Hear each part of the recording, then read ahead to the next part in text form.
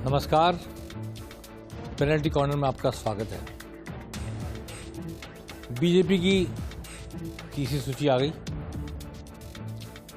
और इसके बाद अब तक बीजेपी ने 182 नामों की घोषणा कर दी 200 सीटों में। 18 नाम अभी भी बाकी हैं। कुछ ऐसी सीटें जिनमें बड़ा भारी पेच फंसा हुआ है, जैसे जयपुर की ही किशनपोल ले लें या आदर्श नगर ले लें। ऐसी कई सीटें हैं जिन पर अभी विचार हो रहा है, कंट्रोवर्सी है। एक पक्ष किसी देना चाहता है, दूसरा पक्ष किसी देना चाहता है, आला कमान किसे देना चाहता है, मैं तय नहीं हो पा रहा। आज की सूची का सबसे बड़ा हाईलाइट तो ये कि 3 लोग कल बीजेपी में आए थे कांग्रेस से, या 1-2 कांग्रेस से आए थे, 1 आरएलपी से आए थे। उदयलाल डांगी आरएलपी से आए थे, बल्लभ नगर से उनको आज टिकट मिल गया बीजेपी का। और सुभाष मील कल बीजेपी में आए थे कांग्रेस से, आज उन्हें खंडेरा से टिकट मिल गया। इसी तरह करौली से दर्शन सिंह गुर्जर को टिकट दे दिया गया, पूर्व विधायक, कल ही बीजेपी में आए थे और आज करौली से उनको टिकट दे दिया गया। तो ऐसा लग रहा है कि दोनों तरफ 2 मजमे लगे हैं, ठेले लगे हैं, समझ लो। जैसे आवाज़ लग रही, टिकट ले लो, टिकट ले लो, टिकट। उधर से नहीं मिले तो इधर से ले लो टिकट, इधर से नहीं मिले तो उधर से ले लो टिकट। किशनगढ़ से टिकट नहीं मिला, डॉक्टर विकास चौधरी कांग्रेस से लेके आ गया। किसी को बीजेपी से नहीं मिला तो कांग्रेस से ले लिया, कांग्रेस से नहीं मिला बीजेपी से ले लिया। जनता के सामने वही चेहरे, भाजपा की आज 58 लोगों की सूची में भी अधिकांश चेहरे या तो रिपीट थे या फिर उन लोगों के वंश के लोग थे जो पहले से भाजपा में विधायक या मंत्री किसी रूप में रह चुके हैं। वंशवाद के खिलाफ है भाजपा, लेकिन डॉक्टर किरोड़लाल मीणा के भतीजे को, जो भांजे भी हैं, महुआ से फिर टिकट दे दिएगा राजेंद्र मीणा को।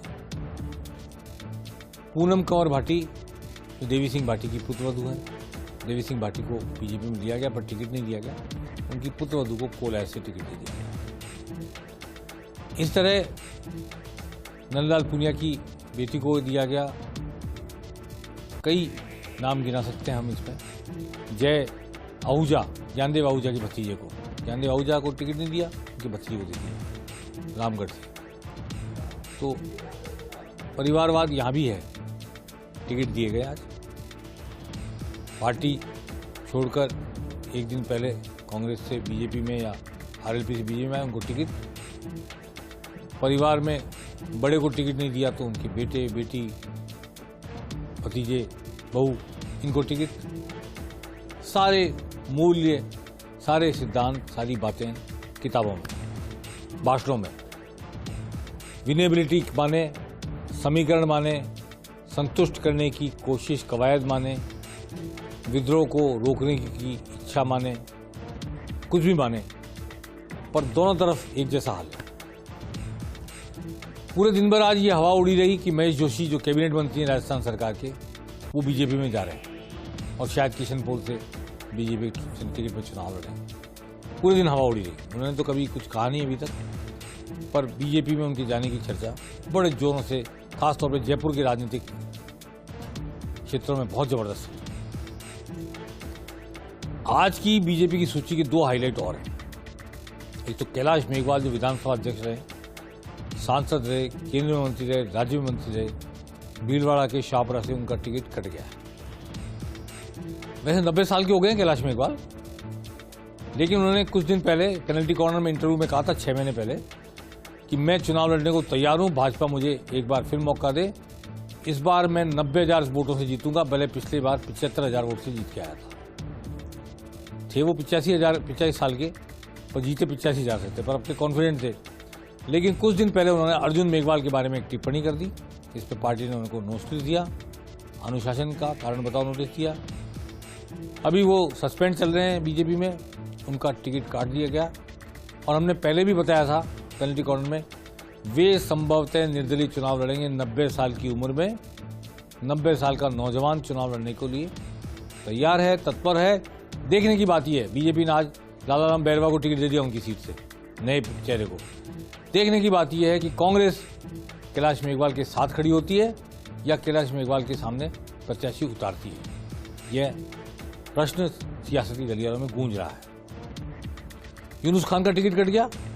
यूनुस खान को पिछली बार टोंक से चुनाव लड़ाया गया था, सचिन पायलट के सामने। सब मानते थे कि वो एक तरह से हारने के लिए सीट दी गई थी, और इससे पहले डीडवाना से 2 बार विधायक रहे यूनुस खान को।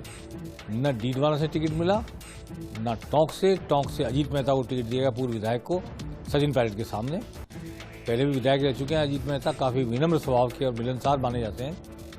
क्या वो चुनौती खड़ी कर पाएंगे, ये देखने वाली बात होगी। लेकिन यूनुस खान को, जिसको टोंक से पिछली बार जिनको लड़ाया गया था, इस बार वहां से भी नहीं दिया गया, और डीडवाना से भी दूसरा प्रत्याशी बीजेपी ने घोषित कर दिया। और अशोक परनामी, वसुंधरा के 3 सलाहकारों के नाम प्रमुखता से जाते हैं। अशोक परनामी, यूनुस खान, राजपाल सिंह शेखावत। राजपाल सिंह शेखावत का नाम पहले कट गया, इसके बाद अब यूनुस खान का नाम भी कट गया। अशोक परनामी को आदर्श नगर से टिकट मिलेगा या नहीं, या रवि नैयर को मिलेगा, इस पर विवाद की स्थिति है। रवि नैयर का टिकट लगभग तय था, पर मैं समझता हूं कि शायद इसी विवाद के कारण वो सीट अभी रोक ली गई है। फिलहाल 18 सीटें होल्ड पर हैं, और ये कब आएंगी, कल आएंगी, परसों आएंगी, लेकिन हाल में 6 तारीख से पहले आएंगी, क्योंकि 6 तारीख को नामांकन का आखिरी दिन है। आज आरएलपी ने भी एक लिस्ट जारी की 2 लोगों की। जायल से बीएल भाटी को और सुजानगढ़ से बाबूलाल कुलदीप को प्रत्याशी बनाया। बसपा ने सूची जारी की 47 प्रत्याशियों की, 47, पर जसवंत सिंह गुर्जर एक इंपॉर्टेंट नाम है जिन्हें बाड़ी से टिकट दिया गया है। 47 लोग बसपा की टिकट पर और उतरेंगे। जसवंत सिंह गुर्जर का नाम मैं उल्लेखित करना चाहता हूं कि वो काफ़ी प्रभावशाली हैं, और वो उस इलाके में जहां चुनाव लड़ रहे हैं, बाड़ी में, चुनाव को त्रिकोण बनाने में सक्षम है। अन्य लोगों के बारे में भी कहा जा सकता है कि वो चुनाव में अपनी हाजिरी दर्ज कराएंगे, लेकिन कौन त्रिकोण बना पाएगा अभी कहना मुश्किल है।